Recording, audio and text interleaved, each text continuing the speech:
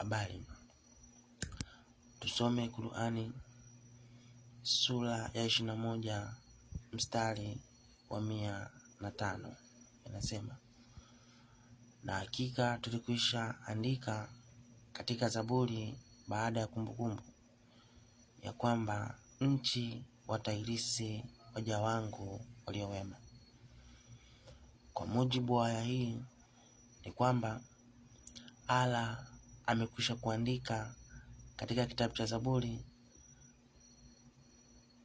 na kumbukumbu ya kwamba waja wake waliokuwa wema watairisi nchi.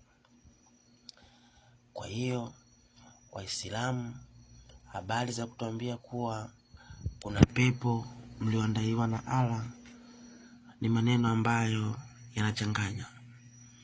Maana Allah amekwisha kuandika katika Zaburi, ambacho ni kitabu kabla ya Qur'ani, ya kwamba waja wake watairisi nchi. Je, nchi ndiyo pepo? Au Allah alisahau kwamba alishasema katika Qur'ani yake au alishasema katika Zaburi kuwa waja wake wema watairisi nchi? Kwa ndugu zetu Waislamu, habari za pepo mtazisikia tu, maana Allah wenu amekwisha kuandikia kuwa mtairisi nchi. Hivyo ndugu zetu, Mungu awabariki na mtarisi nchi, na muwe na siku njema.